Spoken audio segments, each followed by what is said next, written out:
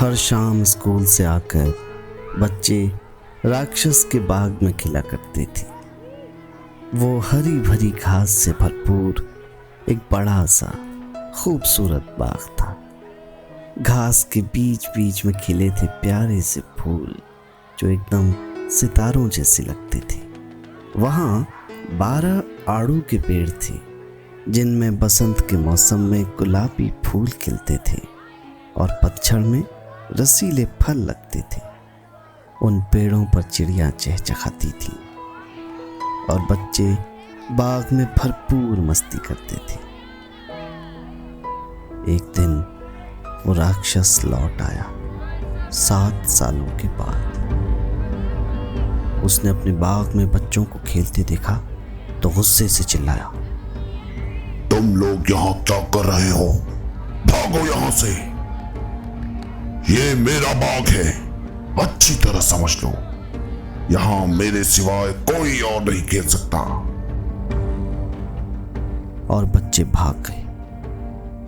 उसने बाग के चारों ओर ऊंची दीवार बना दी और नोटिस लगा दिया, ट्रेसपासर्स विल बी प्रोसिक्यूटेड।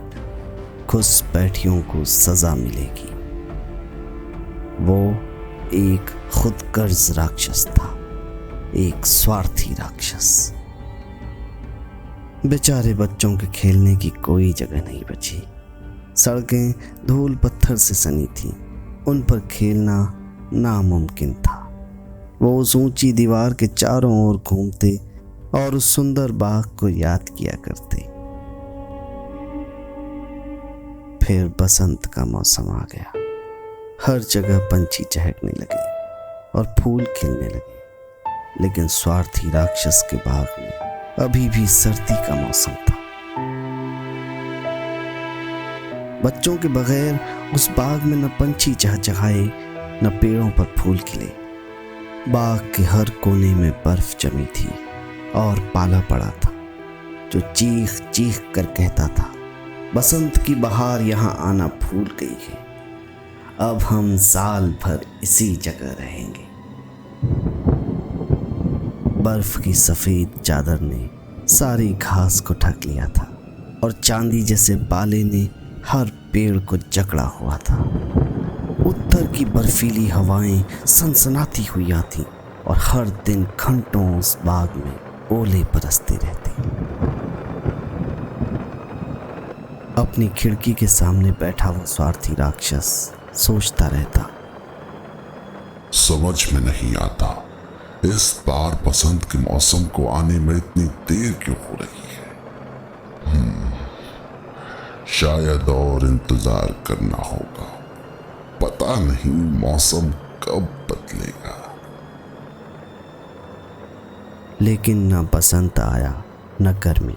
पतझड़ ने हर जगह रसीले फल दिए, लेकिन उस स्वार्थी राक्षस के बाग में नहीं। वहां अगर कुछ था तो बस बर्फ, पाला और ओले।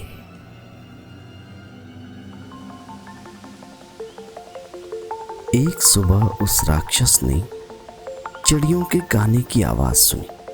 उसने सोचा शायद आखिरकार बसंत आ ही गया।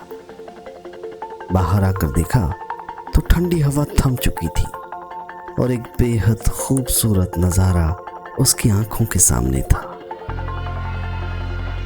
दीवार के एक छोटे से छेद में से कुछ बच्चे अंदर घुस आए थे और पेड़ों की शाखों पर बैठे थे। पेड़ खुशी के मारे खिल उठे थे।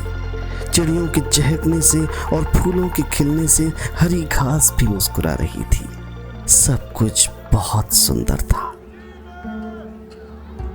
लेकिन अब भी दूर बाग के कोने में उदासी थी, जैसे अभी भी वहां सर्दी का ही मौसम हो। स्वार्थी राक्षस ने देखा वहां एक बच्चा रो रहा था।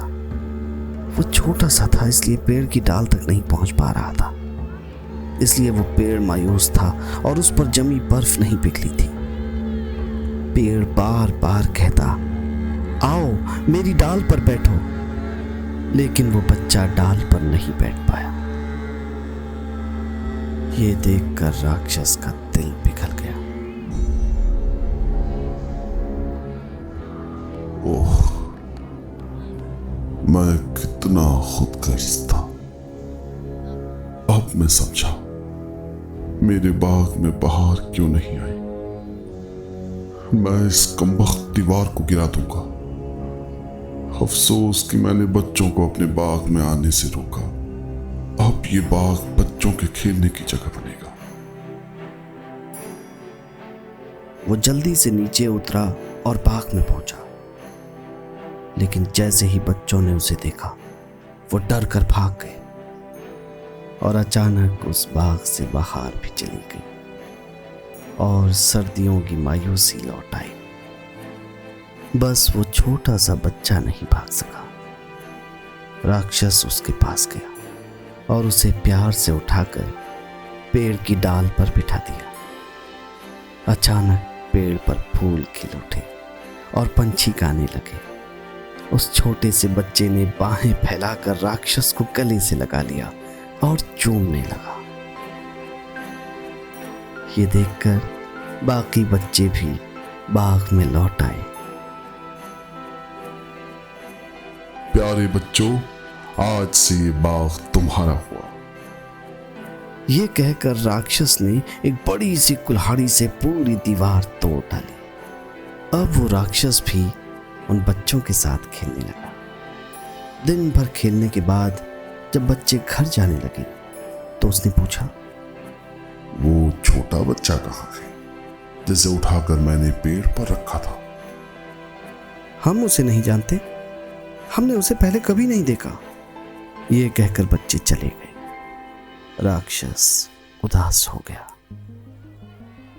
अब हर शाम बच्चे आते और प्यारे राक्षस के साथ खेलते, लेकिन वो छोटा बच्चा फिर नहीं दिखा। कई साल बीत गए। राक्षस अब बूढ़ा और कमजोर हो गया था।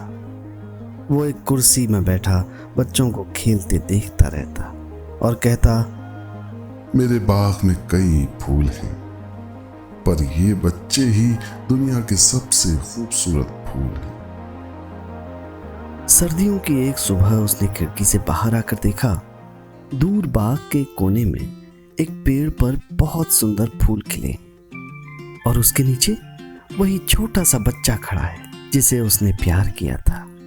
राक्षस खुशी से दौड़ता हुआ बाग में आया और उस बच्चे तक पहुंचा, लेकिन उस बच्चे के हाथों और पांवों में नाखूनों के निशान देखकर गुस्से से भर उठा।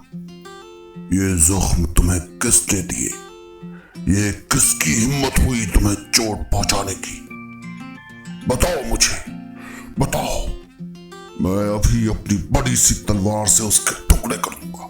बताओ। बच्चे ने शांत होकर कहा, नहीं, ये तो प्यार के जख्म हैं, हमारे प्रेम के घाव हैं। सहसा राक्षस बच्चे के सामने झुका और बोला, कौन हो तुम? बच्चा मुस्कुराया, तुमने एक बार मुझे अपने बाग में खेलने दिया था। आज मैं तुम्हें अपने बाग में ले जाने के लिए आया हूं, स्वर्ग के बाग में।